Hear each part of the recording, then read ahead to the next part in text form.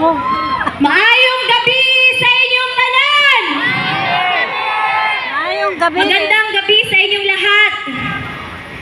Ako si Veronica Kitty Duterte, bunsong anak ni Pangulong Rodrigo Roa Duterte!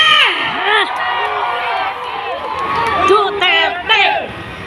Una sa lahat, lubos na nagpapasalamat ako sa patuloy niyong pagmamahal at pagsuporta kay PRRD, sa amin na pamilya niya, at sa Duterte!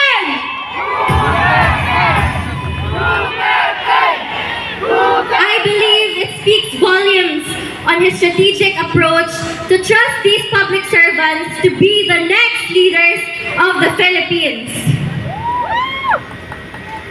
I would like to thank you, the Duterte, for your unwavering loyalty, not just to my father, but to the Filipino people. Maraming salamat sa inyo. Your principles cannot be bribed with money, power, and influence. It will not be forgotten. It has been my greatest honor in my 21 years. It has been my greatest honor to stand and fight for my country, my fellow men, my family, and for my father, who loved me into the woman I am today. Bago siya kinuha sa akin, the night before it happened, magkatabi pa kaming natulog.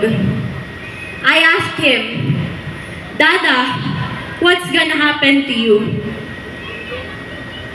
And as a father who didn't want his baby girl to worry, he responded with his usual phrase, "Asus, wala yan, maniwala ka dyan." To my dada Rudy, who will be watching this later, pinalangga ka ni Kitty, ayaw na kalimti. Know that I remain unafraid, unbent, and unswayed, just like you. Your battle is my battle. Mabuhay ka at mabuhay ang Pilipinas!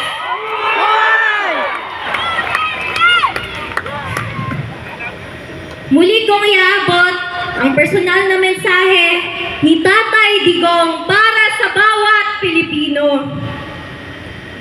Sabi niya, exercise your right to vote and do so wisely.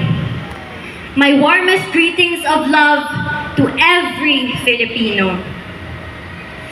Mga kababayan, mga kabataan, 4 na araw na lang bago ang eleksyon. Huwag niyong ipagbili ang inyong mga boto. Ipanalo